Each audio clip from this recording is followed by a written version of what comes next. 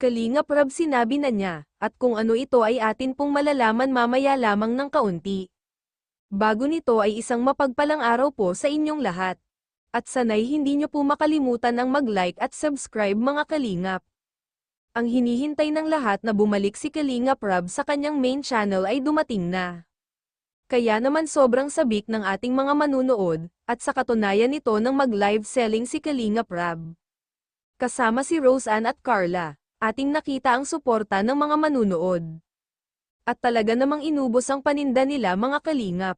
At palatandaan na marami pa rin ang gusto na makabalik si Kalingap Rab, lalo na sa kanyang main channel, at ilang oras nga lamang ang nakakalipas ay nakita naman din ng lahat, at si Dara ay nagdiriwang ng kanyang napakahalagang kaarawan, at sa wakas ay umabot na rin si Dara ng 18th birthday mga kalingap, samantala ang bagay na sinabi ni Kalingap Rab tungkol mismo sa kanya at sa ating mga taga-subaybay ay narito na, at kung bakit pansamantala ay napahinto siya.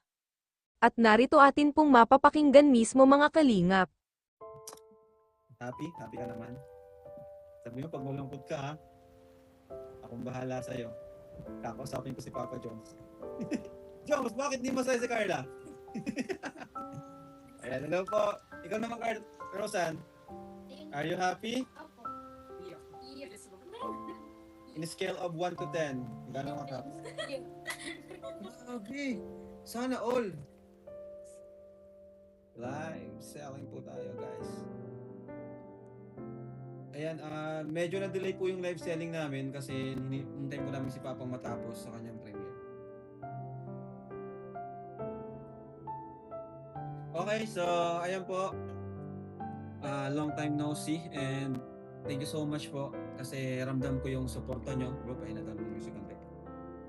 Ayan. Thank you so much po kasi ramdam ko yung suporta nyo kahit tagal tayo hindi nakapag-upload dito sa main channel and ayan, nag-spend ako ng time with my family po sa personal channel ko. Salamat po kasi sinundan niyo po ako doon. At yan, kahit naman po ganun, is tuloy-tuloy naman po yung pagsuporta natin sa ating mga beneficiaries. Yan, sa Kalingap Tahanan. Tapos, ayun. Basta maraming salamat po. So, ayun. Ngayon po, ay nandito po kami with Carla and Roseanne para po mag-live selling. Ayan, mag-introduce sa inyo ng mga products natin, no? Kasi yun, marami tayong magagandang produkto, di ba? Di ba, Carla? Yes po. So, ayan. Tanong sila kung ready na sila. Ready ba?